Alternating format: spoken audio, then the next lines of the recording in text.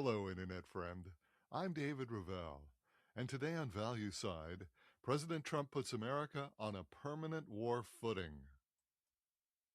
Well, today I'll look at the broad trends in our government spending and how those trends will affect our future. It's an exercise that requires the broadest possible perspective, a view from 50,000 feet, if you will. It's a look at the budget that is rarely even attempted, and one that admittedly skips the details that so often bog down any discussion, making it an incredible, boring process. So hold on to your seats as we look at the big picture of where our country finances are headed. At the highest level, the United States has undergone four major financial iterations of its government since World War II. The first was the years immediately following the Great War. The Second World War ended with our nation deeply in debt, still with a growing revenue base centered on a tremendous creation of new households by the returning GIs. This was the period when the boomers were born and when industrial America reached its zenith. It was also the time when America launched a sustained and progressive economic boom, which lasted until the advent of the next phase of government financing. And that next phase was the self-proclaimed Great Society, as promoted by President Lyndon B. Johnson. Johnson quickly escalated a far-off war in a place called Vietnam. Most Americans had never heard of it and frankly didn't understand why we were engaged in that war. However, Johnson, in a peak of hubris unmatched until the current White House, was also committed to providing the most expansive social programs in the nation had engaged in up to that time.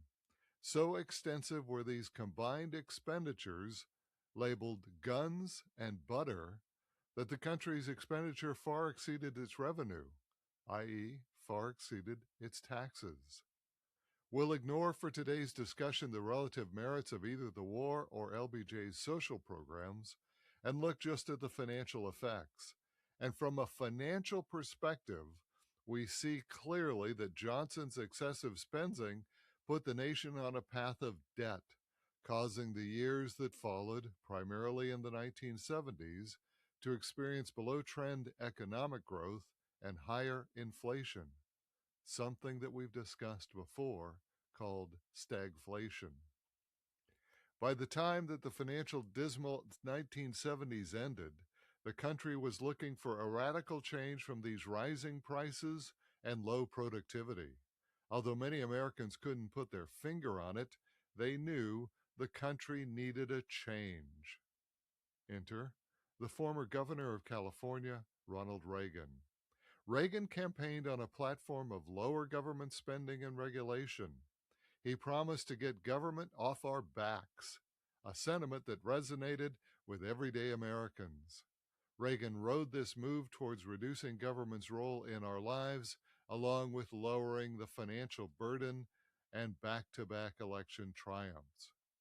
In the end, Reagan was more successful in reducing government regulations than he was in curtailing spending. While Reagan curtailed some of the more egregious regulations, government spending continued to climb as the federal deficit rose. Now, supporters of Reagan will point to his move towards deregulation and privatization as a primary contributor to the boom years of the 1980s and beyond. And certainly Wall Street has been a chief beneficiary of the Reagan Revolution. On the other hand, Reagan continued the trend towards ever higher defense spending. Reagan's increase in spending on what President Eisenhower called the military-industrial complex is credited with helping end the Cold War and boosting our economy. We'll set aside our discussion of those two attributes and instead focus on the third Reagan accomplishment. He established defense as one of the United States' chief financial expenditures. Like it or not, Reagan established this country's military as a first and foremost priority, and we were willing to spend whatever it took to make the U.S. the number one military globally. Now, I took Reagan at his word that the best way to prevent war is to be so overwhelmingly powerful that no country would dare attack you. However, subsequent presidents did not see it that way. They saw America's military superiority as a quick way to dominate the world. The result has been an endless string of wars, which seemingly little or no reference to the defense of America's homeland. From Iraq to from Iraq from Iraq to Afghanistan and even Ukraine, one is puzzled about how these countries threaten the U.S. Today, of course, there is a raging conflict with Iran, a conflict that promises to have the most significant financial impact on America ever.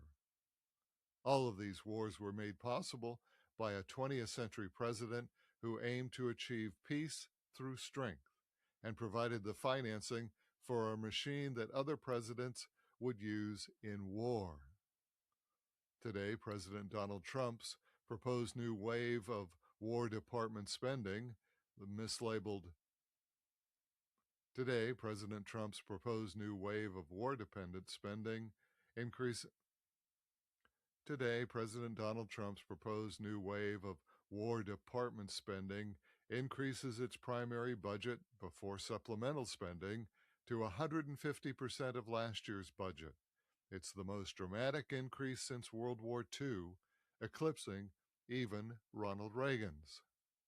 But here's the real distinction. There is no longer even a pretext that this is a move toward peace. Indeed, we should see this as a fundamental transformation in America's foreign policy. No longer is the United States viewed as a country that first and foremost promotes peace. Under President Trump, we are a country that seeks global dominance. And under his 2027 budget proposed, he backs that up with a $1.5 trillion expenditure for military and defense spending. For the first time in a generation, America has turned to war, not supported for our fellow citizens, will be the country's #1 budget item next year. This is a remarkable and I'd say revolutionary transformation of the nation's financial priorities. President Trump is changing the United States in the way that was unthinkable before he took office. And that's ValueSide for today. For all of our articles and podcasts, visit valueside.com. I'm David Ravel. ValueSide is independently written and researched. The views expressed are strictly my own.